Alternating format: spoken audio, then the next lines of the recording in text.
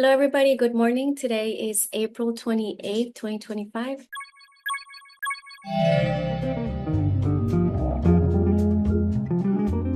Last week was ETC. It's basically, it was called this year actually Crypto Capital ETC 2. And the team was in town to come to the conference. It was really great. Lots of very different, diverse subjects were discussed from obviously decentralization, CK, AI, some legislation stuff.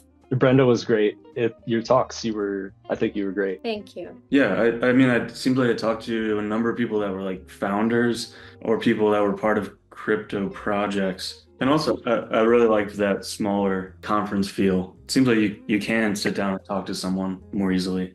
Yeah, it was an interesting variety of people. It's cool to hear some of the legislation talks, like the legal concerns that like new projects or DAOs run into. Yeah, I thought the strongest takeaway was the quality of the talks. A lot of things were covered that I don't think are generally covered in the conferences we go to because, let's be honest, most developers don't really care about policy and legislation. But it was kind of cool to see like where things are going on that side, because in reality, like that's going to have a direct impact on us. Who has like something they actually learned from the conference in one of these talks? Anybody? For DAOs, if a large group of people does something bad, who gets in trouble? I thought those discussions were really interesting, and just like the importance of adapting legal frameworks to this and not just kind of YOLOing it and see what happens. Regulatory arbitrage is it's getting harder and harder as things get clearer and clearer. It was really great. If you guys were in town, I hope you guys made it. Maybe next time, Akram, Nick, you guys can make it. And we left off on the upgrade for testnet,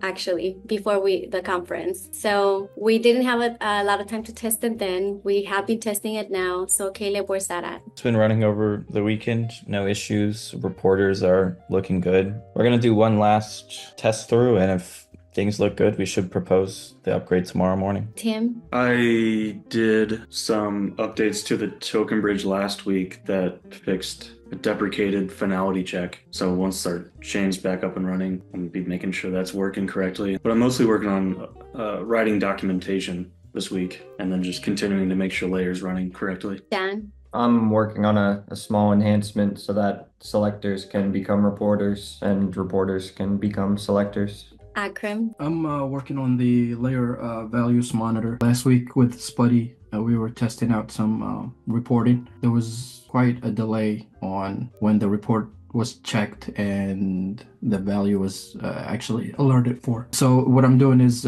basically I made some changes to make it async. So instead of checking each single report, batch them per block.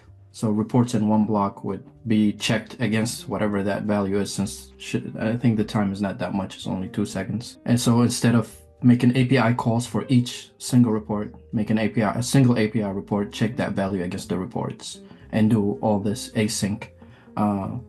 But for things like EVM calls, it would be a little bit different since you have to decode the value and check every single one. But those are not as often as price feeds, so it shouldn't be a problem, I think.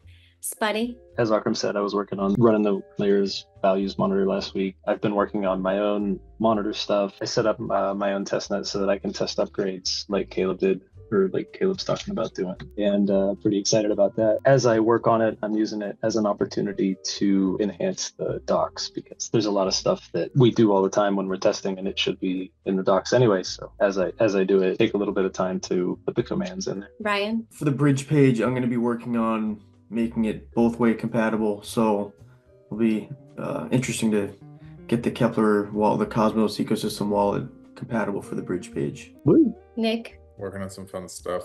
Going to be posting a new deep dive today. This one I had last week with Ugur from API 3. He is a 3-time guest on the Deep Dives podcast. I think the only other person I've had on 3 times is Edmund. So Edmund Edgar. His are always one of my favorite, but Uber, this one's really good. It's kind of just rambling on OEV for an hour or 45 minutes with Uber. You guys watch it, have questions, would love to answer some questions, because it seems like a lot of people are doing OEV stuff in Oracle land. So if you have any questions about that or what's kind of going on, this is the place to go.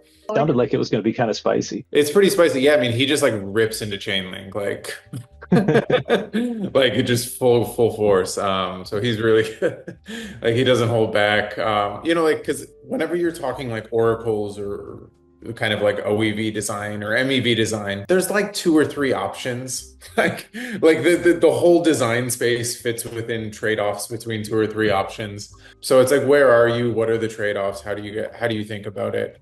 And that's kind of what we tried to get into. I tried asking him some of the harder questions, so if you guys are watching this, you're like, well, what's Tellor's OEV solution? The thing is like, I ask him, I'm like, well, why wouldn't projects just do this themselves? And he's like, well, they probably will. Like Chainlink's taking like a 60-40 cut on a lot of this stuff. If it's making good money, and you're fine with a whitelisted multi-sig, chances are you're probably not going to let them take 40% forever. Curious to see just how fast of a race to the bottom it is. Looking forward to seeing it. Watch out for this week, guys, for the announcement for the upgrade. We'll let you guys know when it's going to happen, the block number, the approximate time. And yeah, we'll see you guys next week.